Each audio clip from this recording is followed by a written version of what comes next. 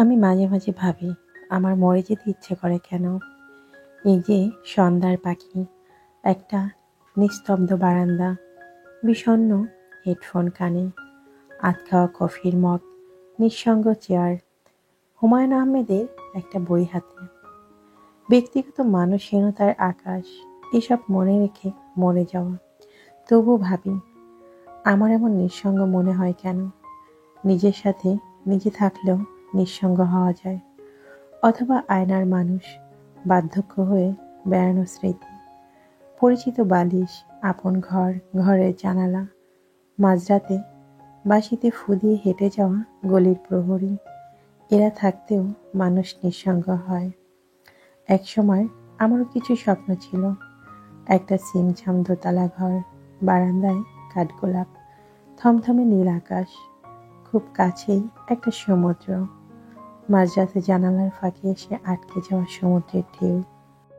ভীষণ মন খারাপে একটা ব্যক্তিগত মানুষ, একজোড়া নির্লিপ্ত চোখ, ভরসার হাত, নির্ভরশীল একটা কাঁধ, হালকা শব্দে ভেসে আসা একটা রবীন্দ্রনাথ। এসব স্বপ্ন এখন নেই, নেই বলেও তো বেঁচে থাকা যায়। একসময় নিঃসঙ্গতার প্রতিও মায়া জন্মায়, ঘর বন্ধ করে দিলেই একটা নিস্তব্ধ পৃথিবী হয়, বাহিরের কোলাহল, ভেতরে শুনশান নীরবতা। এই তো একটা জীবন, হুট করেই একদিন শেষ হয়ে যায়। আমি ভাবি আমি নেই, আমার পড়ার টেবিল, এলোমেলো বই, ধুলো জমা ক্যানভাস, পেঁচানো হেডফোন, ব্যাগে থাকা একটা হলুদ চিঠি, এসব কেমন পড়ে রবে অযত্নে, তাই না? যেমনটা আমিও ছিলাম। মৃত্যু একটা বিলাসিতা। আমার মাঝে মাঝে সত্যি মরে যেতে ইচ্ছে করে, খুব ইচ্ছে করে, তবুও না চাইলেও বেঁচে থাকতে হয়। সুপ্রিয় দর্শক, আসসালামু আলাইকুম। আমি লাকি, ঢাকা থেকে বলছি। লাকি মিনি ওয়ার্ল্ডের পক্ষ থেকে আপনাদের সবাইকে শুভেচ্ছা জানাচ্ছি। কাছে কিংবা দূরে, দেশ এবং দেশের বাহিরে, যে যেখান থেকে আমার আজকের ভিডিওটি দেখছেন কিংবা দেখছেন না, আশা করছি আল্লাহ পাকের অশেষ রহমতে আপনারা সবাই খুব ভালো আছেন। আমিও আলহামদুলিল্লাহ আল্লাহ পাকের অশেষ রহমতেই বেশ ভালোই আছি। চলে এলাম আজকে নতুন আরেকটি দিনের গল্প, কথা এবং কাজ নিয়ে। কেমন আছে আমার সমস্ত মিষ্টি ভাই আপুরা? আশা করছি সবাই সুস্থ আছেন, নিরাপদে আছেন। আজকের ভিডিওটি সকাল থেকে শুরু করেছি। রমজান মাস, তারপরও কাজের কিন্তু কোনো শেষ নেই আমাদের। তাই আজকে সকালবেলা উঠেই আমি আমার প্রথমে রুমটা ক্লিন করতে শুরু করেছি। ভাবলাম আজকে সমস্ত ফার্নিচারগুলো একটু গুছিয়ে নেব, আর সেই সঙ্গে রুমটাও একটু নতুন করে সাজাবো। যেহেতু আমি নতুন বাসায় উঠেছি, তাই সব কিছুই কিন্তু আমার কাছে নতুন নতুন লাগে। আর আমি তো প্রথমেই বলেছি, আমার বিল্ডিংটা যেহেতু এখন পর্যন্ত নির্মাণাধীন, তাই প্রচুর ধুলাবালু সবসময় জমে। তাই রমজান মাসেও সকালবেলা ঘুম থেকে উঠে আমার প্রতিদিন কিন্তু ঘর গোছাতে হয়। যদিও এগুলো আমরা রেগুলার করে থাকি, এটা আমাদের হয়তো বা নিত্যদিনের কাজ, তারপরে আমার ক্ষেত্রে এখন একটু অনেক বেশি হচ্ছে, কারণ এত এত পরিমাণ ধুলাবালু জমে, কি বলবো। তাই প্রতিদিনই কিন্তু এগুলো পরিষ্কার করতে হয়। তো আজকে ভাবলাম একটু ভালো করে আবার পরিষ্কার করে নিই। তাছাড়া সামনে তো ঈদ রয়েছে, ঈদের কারণেও কিন্তু আমরা সবাই চেষ্টা করি আমাদের ঘরটাকে নতুন করে সাজাতে। আমিও করব, ইচ্ছে আছে একটু একটু করে অনেক কিছু কেনাকাটা করার।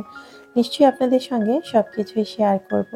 আর আমি যেহেতু নতুন ফ্ল্যাটে উঠেছি, তাই আমার কিন্তু সাজাতে একটু একটু করে একটু সময় লাগবে, সব কিছুই কিন্তু একসঙ্গে হয় না। তো যাই হোক, আজকে আমার বেডরুমটাই আমি সুন্দর করে পরিষ্কার করে নিচ্ছি। সেই সাথে আরও অনেক কাজ করব, যদিও সেগুলো হয়তো আপনাদের সঙ্গে শেয়ার করতে পারবো কিনা জানি না। যতটুকু সম্ভব চেষ্টা করছি আপনাদের সঙ্গে শেয়ার করে দেওয়ার জন্য।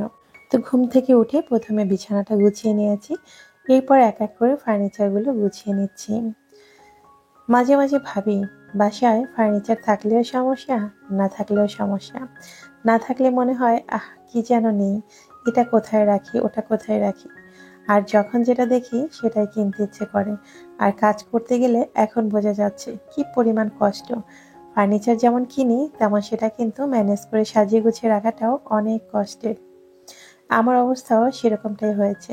কাজ করতে এসে এখন আর একদমই কিছু করতে ইচ্ছে করছে না।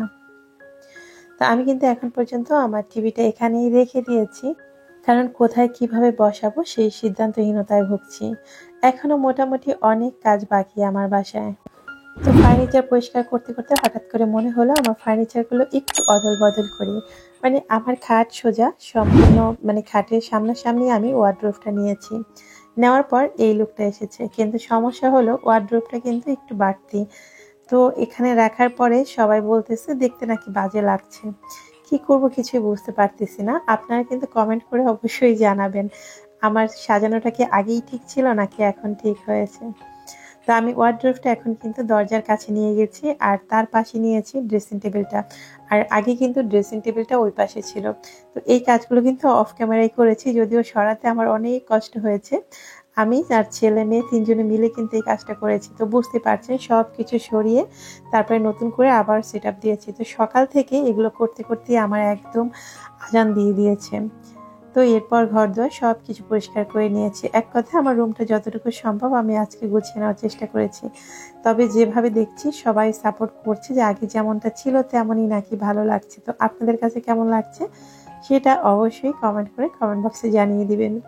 তো ঘর পরিষ্কার করতে করতে কখন যে দুপুরের সময় হয়ে গেছে রান্না করার জন্য সেটা একদমই বুঝতে পারিনি। তো এরই মধ্যে আমার কাজের খালা এসে আমার কাটাকাটির কাজটা করে দিয়ে গেছে। নতুন বাসায় আসার পর থেকে আমি কিন্তু কাটাকাটি করার জন্য একজন লোক রেখেছি, যেহেতু আমার কাটাকাটি করতে অনেক সমস্যা হয়ে যায়, যে কারণে রান্না করতেও অনেকটা দেরি হয়ে যায়। আর দেখা গেছে সবকিছু একা হাতে সামলানো আসলে পসিবল হয় না। তো যদি কেউ একজন হেল্পিং হ্যান্ড কাটাকাটির কাজটা করে দেয় তাহলে অনেকটা কিন্তু হেল্প হয়। যদিও সবকিছু তাকে দিয়ে কোটাকাটা করাই না, মানে যতটুকু ভারী থাকে সেটুকুই করিয়ে নেই।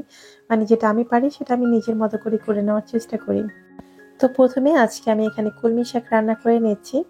কলমি শাকটা ভালো করে কেটে ধুয়ে খালাই রেখে গিয়েছে। তো এখন আমি শুধু সেটা পরিষ্কার করে আবারও ধুয়ে নিয়েছি, এরপর রান্নাটা বসিয়ে দিচ্ছি। তো প্রথমে আমি চিংড়ি মাছটা ভালো করে মশলার সাথে কষিয়ে নিচ্ছি। আর এইদিকে নাগেটস তৈরি করার জন্য আমি কিছু মুরগির মাংস ছোট ছোট কিউব করে কেটে নিয়েছি, যদিও এগুলো এখন আমি ব্লেন্ড করে ফেলবো। তো প্রথমে এগুলো ভালো করে কেটে ধুয়ে নিয়েছি, এরপর এটাকে আমি ব্লেন্ড করে ফেলবো। তার আগে ভাবলাম যে সময় যেহেতু কম আর রান্নাটা তাড়াতাড়ি করার জন্য আগে থেকে রান্নাটা বসিয়ে দিই। আর রান্নাটা আগে করে নিলে কি হয়, ইফতারের পরে কিন্তু কষ্ট অনেক কম হয়। মাঝে মাঝে তো এমন হচ্ছে ইদানিং আমার ইফতারের পরেও রান্না করতে হচ্ছে, কারণ বাসায় এটা সেটা করতে করতে কখন সময় চলে যায় বুঝতে পারছি না। তো রান্না করতে করতে এ পর্যায়ে সবার কাছে একটা রিকোয়েস্ট করে নিচ্ছি, যেটা রেগুলার করে থাকি। যারা যারা এখন পর্যন্ত আমার ভিডিওর সঙ্গে আছেন, আমার কোনো কথা বা কাজ যদি আপনার কাছে একটু ভালো লাগে তাহলে অবশ্যই ভিডিওর নিচে একটি লাইক দিয়ে ভিডিওটি কন্টিনিউ করবেন।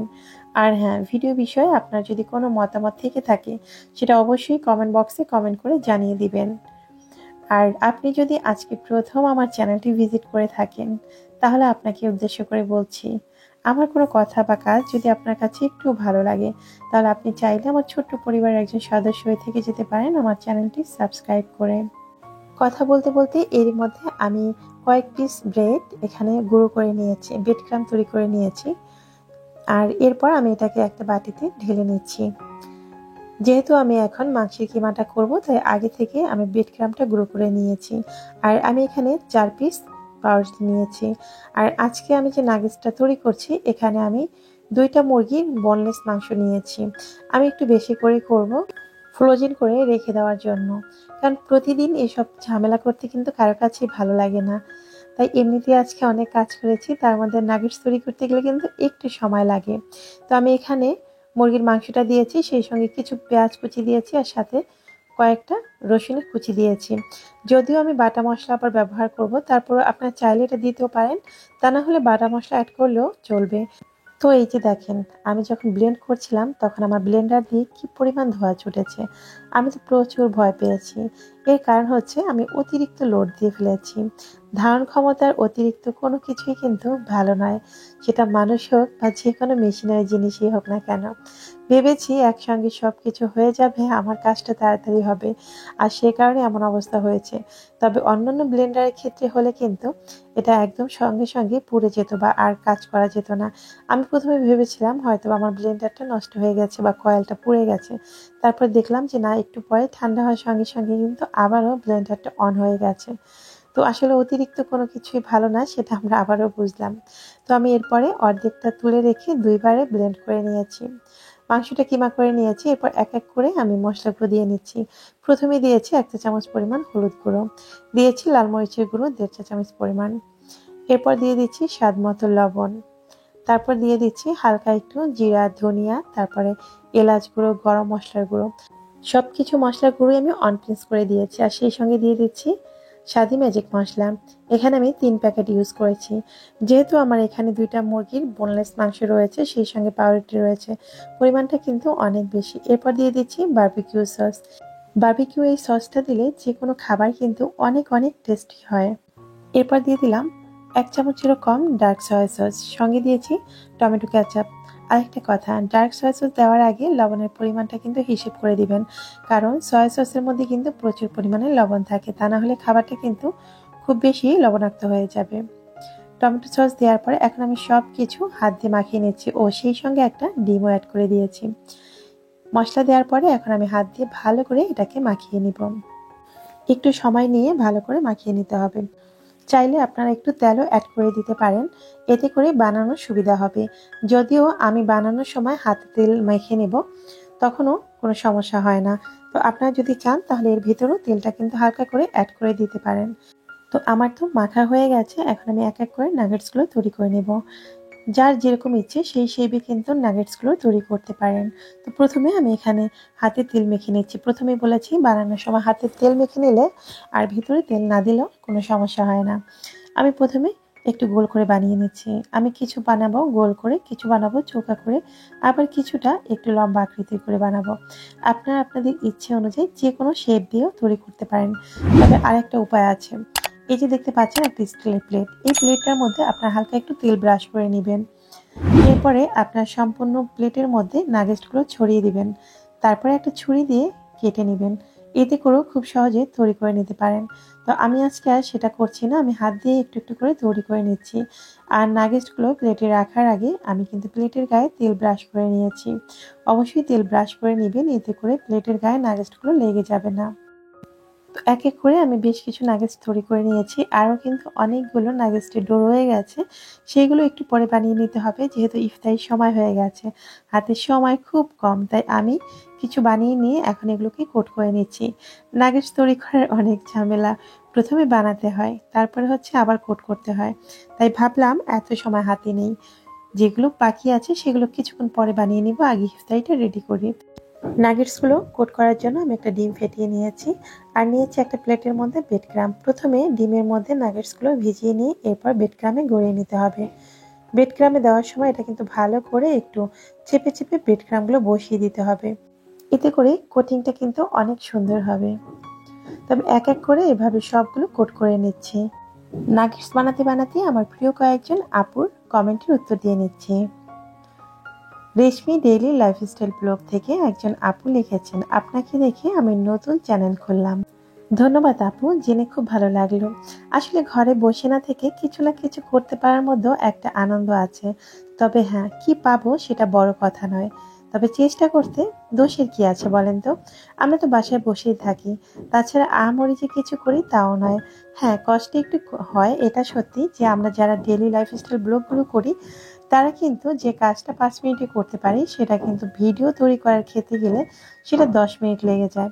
এইটুকুই হচ্ছে ব্যবধান, আর এইটুকু সময় তো আমরা দিতেই পারি। অনেকে হয়তো বা ভাবেন ব্লগ করা মানেই হচ্ছে টাকা ইনকাম করা। হ্যাঁ, এটা সত্যি, যারা ইউটিউবে কাজ করেন তারা অবশ্যই টাকা ইনকাম করার জন্য করেন, আবার কেউ কেউ কিন্তু ভালো লাগা থেকে করেন। তবে হ্যাঁ, ভালো লাগা থেকে হয়তোবা সারাক্ষণ কষ্ট করে কেউ এফোর্ট দিবে না, এটা সত্যি। তবে এখানে দোষের কিছু নেই। একজন ভাইয়া না আপু লিখেছেন, জানি না যে আমরা যারা এই ভিডিওগুলো দেখি তারা একদমই বোকামি, কারণ যারা ভিডিওগুলো তৈরি করেন তারা সবাই টাকা ইনকামের জন্য তৈরি করে, আর আমরা স্বামীর টাকা নষ্ট করে এগুলো দেখি, তাই অন্যের সংসারের ভিডিওগুলো না দেখাই ভালো। আপু ঠিকই বলেছেন, হয়তোবা এটা আপনার বুদ্ধি বা আপনার বিবেচনার থেকে এটা আসে যে অন্যের সংসারের ভিডিও দেখে কি হবে। তবে হ্যাঁ, আমার মনে হয় অন্যের সংসারের ভিডিও দেখেও আমার অনেক নতুন নতুন আপুরা যারা নতুন সংসার করেন বা সংসারে অনেক কিছু বোঝেন না, তারা কিন্তু অনেক কিছু শিখতে পারেন। যেমনটা আমিও করি, আমি কিন্তু আমার আপুদের ভিডিও দেখে অনেক কিছু শিখেছি। আমার মনে হয় আমার মতো অনেক আপুরাই অন্যান্য আপুদের ব্লগ ভিডিওগুলো দেখেন শুধুমাত্র সংসারটাকে সাজিয়ে গুছিয়ে রাখার জন্য, কিভাবে পরিপাটি রাখা যায়, কোন কাজটা কিভাবে করা যায়। আমরা মূলত এই কাজগুলো কিন্তু দেখে শিখি, বা অনেক সময় আমরা অনেক ধরনের টিপস ইউজ করে থাকি যেটা আমাদের সংসার জীবনে অনেক কাজে আসে। তো হ্যাঁ, আপনি আপনার মন মাইন্ড থেকে আপনি এক ধরনের কথা বলেছেন, এখানে আসলে খারাপ কিছু বলেননি, আপনি আপনার মতো করে বলেছেন। তবে যারা দেখেন তারা কিন্তু তাদেরটা হিসেব করেই দেখেন। তাহলে আমি ওই আপুর কমেন্টের উপরে ভিত্তি করে একটা কথা বলছি, আমরা কেন নাটক সিনেমা এত কিছু দেখি বলেন তো? কি দরকার পয়সা নষ্ট করে? তাহলে তো সারা বিশ্বে এই সিনেমাগুলো বন্ধ হয়ে যেত, নাটক করা বন্ধ হয়ে যেত। যদিও এগুলো দেখার পক্ষপাতিত্ব নয়, তারপর আমরা যে দেখি না সেটা বলবো না যে আমি একদম ধার্মিক, আমি এগুলো দেখি না, অবশ্যই দেখি। সময় পেলে আমার কাছে নাটক দেখতে ভীষণ ভালো লাগে, আমি সিনেমার থেকেও নাটক দেখতে বেশি পছন্দ করি। তো যাই হোক, এগুলো আমরা কেন দেখি? এগুলো তো আমাদের জন্য দেখা আরো খারাপ, তাই না? তবে আমরা যারা ডেইলি ভ্লগগুলো করি তারা কিন্তু খারাপ কিছু কখনো দেখাই না। আমরা আমার বোনেদেরকে আমাদের ভালো লাগা কিছু জিনিসই দেখাই যেগুলো তাদের কাজে আসতে পারে। তো যাই হোক, এক কথায় কথায় অনেক কথা বলে ফেললাম, আপনারা কেউ কিছু মনে করবেন না। তো রান্না বাড়া শেষ করে এখন দেখিয়ে দিচ্ছি, অবশেষে আমার সেই শখের জিনিসটা লাগানো হয়েছে। এই হচ্ছে আমার সেই কাঙ্ক্ষিত ভেসিনটা, যেটা আমি প্রায় ফ্ল্যাট তৈরি করারও 4 মাস আগে বুকিং দিয়েছিলাম। যখন বাসা বসানোর জন্য এনেছি তখন কিন্তু নিচের যে অংশটা সেটার মধ্যে একটা ফাটল ছিল, ছোট্ট একটা ফাটল ধরা পড়েছে। তারপর আমি সেটাকে চেঞ্জ করে আবার নতুন করে বানিয়েছি, সে কারণে অনেকটা সময় লেগে গেছে। তারপর বাসায় আনার পরে যারা ফিটিংস করেছে তারাও কিন্তু বেশ সময় নিয়েছে। তো সব মিলিয়ে অনেকটা সময় লেগে গেছে আমার এই বেসিনটা সেট করার জন্য। তো সবশেষে যে হয়েছে এটাই অনেক কিছু। অনেক অনেক শখ করে কিন্তু আমি বেসিনটা নিয়েছি, 4 মাস আগেই বুকিং দিয়েছিলাম, সেটা তো আগেও বলেছি। তো এই বেসিনটার দাম নিয়েছিল ৮০,০০০ টাকা। এই নলকাটা ছাড়া, নলকাটা কিন্তু আলাদা কিনেছি, এটা কিনেছিলাম ৮,০০০ টাকায়। তো দামটা বলে দিলাম এই কারণে অনেক আপুরা কিন্তু জানতে চাইতে পারে, সেজন্য। আর এই যে হ্যান্ড ওয়াশ আর সোপকেস সহ একটা আমাকে সেট গিফট করেছে, এটা কিন্তু এক্সট্রা মার্কেট থেকে নিলে ৪,০০০ টাকা দিয়ে নিতে হয়। তো তারা আমাকে এই প্রোডাক্টের সাথে এটা গিফট করেছে। তো ভিডিওর এই পর্যায়ে এখন বলে দিচ্ছি গত পর্বে ধাঁধার সঠিক উত্তর। গত পর্বে ধাঁধা ছিল পেটের ভিতরে হাত পা চলে কিন্তু নড়ে না। ধাঁধার সঠিক উত্তর ছিল শামুক। যিনি সর্বপ্রথম কমেন্ট করে সঠিক উত্তরটি জানিয়েছেন তার জিমেল অ্যাকাউন্টের নাম হচ্ছে সঞ্জিদাস পেইন্টিং। সঞ্জিদা আপু, আপনাকে অসংখ্য ধন্যবাদ, আপনি সর্বপ্রথম কমেন্ট করে সঠিক উত্তরটি জানিয়েছেন।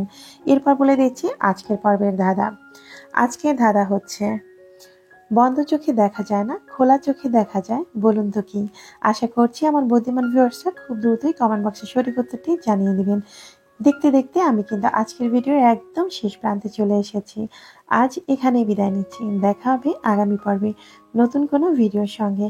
ততক্ষণ আপনারা সবাই ভালো থাকবেন, সুস্থ থাকবেন। আল্লাহ হাফিজ, আসসালামু আলাইকুম।